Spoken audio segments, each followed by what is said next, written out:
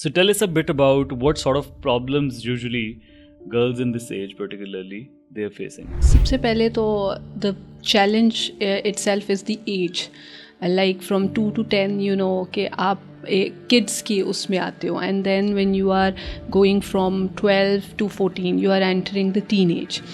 तो teenage में जो सबसे पहला चेंज है that is the biological change. You are changing biologically, your physique is changing, it's the puberty that you are hitting. Then there are hormonal changes, and because of the hormonal changes and the biological changes there is a lot of psychological impact on you. और उस impact को मतलब ये तीनों चीज़ें जो है आपकी लाइफ उस टाइम पे you are the most vulnerable person.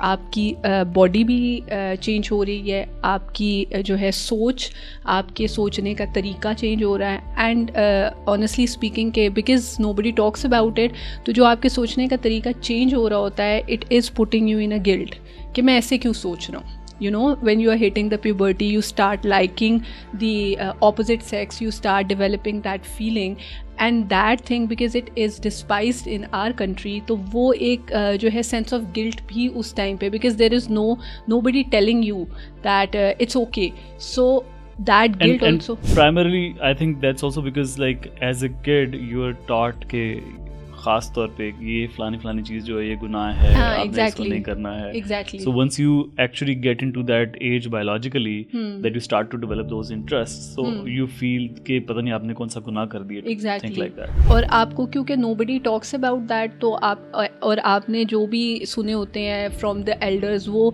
high virtue जो है वो conversations होती हैं कि मैं बहुत शरीफ थी. This is normally we listen कि ये लड़की बहुत शरीफ है, इसने तो कभी किसी लड़के की तरफ देखा नहीं, and so on so fourth. So you start comparing your thought process and you feel so intimidated कि अगर मैं इसके बारे में बात करूँगी तो एवरीबडी विल जज me that O my god ये तो she is talking about guys और she is liking guys, and she starts questioning herself कि क्यों मेरे साथ ऐसा क्यों है. Why am I not that pious person के जिसको जो है अट्रैक्शन नहीं होनी चाहिए, बिकॉज अपेरेंटली शरीफ होने के लिए ज़रूरी है that you are not feeling attracted towards somebody. तो ये एक बहुत बड़ा प्रॉब्लम है कि attraction is very normal.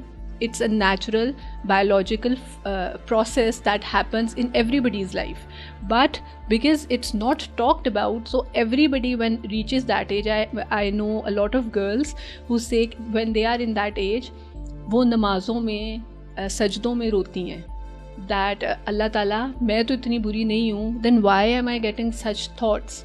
Why am I being attracted towards the guys? These are the actual problems. These are the students who came to me and said that ma'am, there are so many students here, they don't feel this way. Why am I feeling this way? I'm offering my prayers, मैं रोज़े रखती हूँ, सब कुछ करती हूँ, लेकिन उसके बावजूद I still feel these things. So मैं क्या गुनहगार हूँ? So this is one question that comes every student, every third student who comes to me, उसका यही सवाल होता है कि मैं तो बहुत गुनहगार हूँ कि बाकियों को ऐसा फील नहीं होता, मुझे क्यों होता है. हालांकि सबको, everybody, I won't even say 99%, 100% of the girls and the boys as well, when they are reaching puberty or hitting puberty, they are going to develop feelings. क्योंकि natural process है. This is how the aging process is going. This is how your life will navigate forward. You will reach towards your marriage age and things in that. तो ये तो physiological है. It has nothing to do with आपके अच्छे होने बुरे होने से. हाँ, there are the ways how you go through it, that decides if you are a good person or a bad person, गुनहगार हो या नहीं हो. But having feelings on the first place, that is so physiological. We need to understand this. तो ये चीज़ जो है इसका absolutely knowledge ही नहीं है. और and students they go through unnecessary trauma because of it. So एक तो चीज़ होगी कि like they are going through a lot of changes physiologically. At the same time उनकी emotional needs के बारे में what do you in your experience how do you see that कि जो emotional needs हैं do they also like fluctuate a lot? Yeah, obviously, क्योंकि एक तो आपकी when your body is changing, naturally you start feeling shy. ठीक, you get very conscious about your body, the changes in it. ठीक, फिर दूसरा you are hormonally भी आपके अंदर changes आ रहे हैं. Now the hormones they are messing up with your psychological health. You will be having rush of emotions. ठीक, फिर आपका जब menstruating टाइम पीरियड स्टार्ट होता है, before that you will be having mood swings and you will be going through pain. So ये सारी चीज़ें जो है they will be changing the course of your emotions. Then again the physical attraction that you will feel towards the opposite gender. तो ये सारी चीज़ें जो हैं they will be changing how you have been feeling emotions before that. तो अब वो जो इमोशंस हैं, the problem is that the emotions are not wrong, the feelings are not wrong. The thing is that they should be guided how to get through that time period. ठीक है, problem तो है, लेकिन यहाँ पे मसला ये है कि हमारे यहाँ इस प्रॉब्लम को रिकग्नाइज ही नहीं किया जाता, इस चीज़ को कहा ही नहीं जाता. if a child is coming to her parents and saying कि मुझे ये प्रॉब्लम है, तो द फर्स्ट आंसर इज़, या मुझे डिप्रेशन हो रहा है, या I don't know why I am feeling anxious, तो द फर्स्ट रिएक्शन इज़ तुम्हें किस चीज़ की कमी है. This is the very first reaction. ठीक है, तुम अच्छा खा रही हो, तुम्हारे पास खाने को चीज़ें हैं, you have good things to wear, you go out, what's the problem.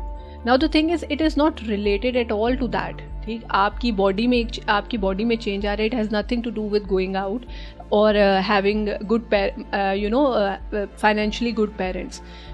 Presence of parent is important over there. Acknowledgement and validation of those feelings, that is important. तो वो चीज़ जो है, वो वाला गैप जो है, मुझे लगता है ऐसा कि पेरेंट्स जो हैं they are completely I don't know because everybody goes through that, they completely shut their eyes when it comes to the teenager. इसलिए हम कहते हैं that teenagers are tough. You must have heard this that their teens are tough and the problem है, और वो हमारी बात नहीं सुनते. My question always is, आपने उन्हें सुना है कभी? They are the most unheard I would say species among humans. कि हमारी species में से the unheard age group that is that teenager जो कि आपके 14 से 20 तक है, क्योंकि कोई उनको नहीं सुनता. लोग पेरेंट्स कहते हैं बेवकूफ़ हैं, इनको कुछ पता नहीं है, ये टीनेजर्स हैं. Obviously they have fits of angers because of the hormonal changes. ठीक है, ये तो हर वक्त गुस्से में रहते हैं, दे आर इनका ध्यान नहीं है, दे आर डिसरिस्पेक्टफुल. तो ये चीज़ें उनको इतने ज़्यादा लेबल्स लगा दिए जाते हैं दैट दे थिंक कि हमारे पे तो लेबल ही इतने लगे हैं that we can not talk to them. ठीक, वो लेबल्स जो हैं उनसे वो और ज़्यादा जो है वो अपने शेल में क्लोज होना शुरू हो जाते हैं and they keep going in that. अब उसमें एक बच्ची है, जैसे if she is getting into that shell, साथ में there would be another girl, वो भी शेल में होगी. अब दोनों का एक्सपीरियंस सेम है. ठीक, but because they are feeling the same thing, वो आपस में डिस्कस करेंगे. Then they will go to net. फिर वो नेट पे जो भी फर्स्ट हैंड इन्फॉर्मेशन आती है, irrespective of it is right और रॉन्ग और वॉट एवर, ठीक, तो वो उस इन्फॉर्मेशन को लेके वो खुद अपने लिए जो भी सही गलत रास्ता है उसको चूज़ करेंगी. Some girls they will come to all what is present, और वो उस प्रेशर में जो कि उनको नज़र आ रहा है वो उसकी तरफ चली जाएंगी. The right guidance that has to come वो उन तक कभी पहुँचती नहीं है.